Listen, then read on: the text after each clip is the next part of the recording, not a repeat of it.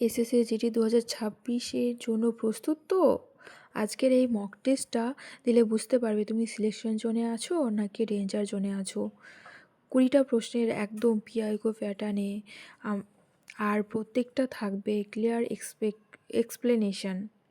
তাহলে দেরি না করে চলো আজকে শুরু করি এসএসসি জিডির মক টেস্টটা। ভারতের জাতীয় প্রতীক নেওয়া হয়েছে কোথা থেকে? ভিডিওটা পজ করে অ্যান্সার করো তোমরা। রাইট অ্যান্সার হলো সারনাথের অশোক স্তম্ভ। অশোক স্তম্ভের সিংহমূর্তি জাতীয় প্রতীক। ভারতের সংবিধান কার্যকর হয় কবে? রাইট অ্যান্সার 26শে জানুয়ারি 1950 সালে। এই দিন থেকেই ভারতে প্রজাতন্ত্র দিবস পালন করা হয়। ভারতের বৃহত্তম লবণাক্ত হ্রদ কোনটি? চিল্কা হ্রদ। চিল্কা উড়িষ্যায় অবস্থিত ব্ল্যাকিশ জল। কোন দেশকে মিডল কিংডম বলা হয়? চীনকে। ভারতের প্রথম শিক্ষামন্ত্রী কে ছিলেন? মৌলানা আবুল কালাম আজাদ। তিনি ছিলেন স্বাধীন ভারতের প্রথম শিক্ষামন্ত্রী। কোন গ্রহকে ভোরের তারা বলা হয়? শুক্র। ভোর ও সন্ধ্যায় উজ্জ্বল দেখা যায়। আয়ুষ্মান ভারত যোজনা মূলত কিসের জন্য? স্বাস্থ্য বীমা। দরিদ্র পরিবারের স্বাস্থ্য বীমা কভার। ভারতের সর্বোচ্চ পর্বতশৃঙ্গ ভারতের ভিতরে কোনটি? কাঞ্চনজঙ্ঘা। কাঞ্চনজঙ্ঘা সিকিমে অবস্থিত।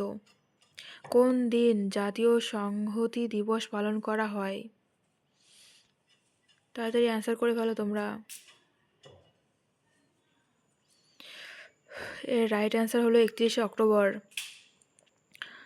সর্দার বল্লভভাই প্যাটেলের জন্মদিন। ভারতের প্রথম রাষ্ট্রপতি ভবনের নাম কি ছিল? Viceroy house. ব্রিটিশ আমলের ভাইসরয়ের বাসভবন। কোনটি নবরায়ণযোগ্য শক্তি নয়? কয়লা। কয়লা ফসিল ফুয়েল শেষ হয়ে যায়। কোন ভিটামিন রক্ত জমাট বাঁধতে সাহায্য করে? Vitamin K.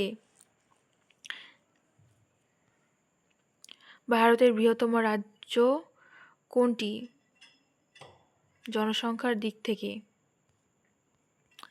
তা হলো উত্তরপ্রদেশ। কোন সমুদ্রকে ইউরোপের কবরস্থান বলা হয়? উত্তর সাগর। বহু যুদ্ধ জাহাজ ডুবে আছে ওখানে। বিশ্ব ম্যালেরিয়া দিবস কবে পালন করা হয়? 25শে এপ্রিল।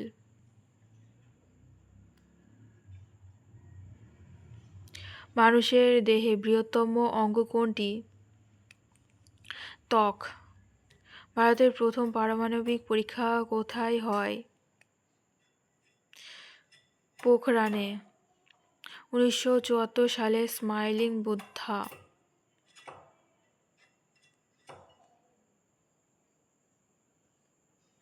কোন দেশকে ল্যান্ড অফ রাইজিং সান বলা হয়? জাপান। ভারতের ম্যানচেস্টার বলা হয় কোন শহরকে?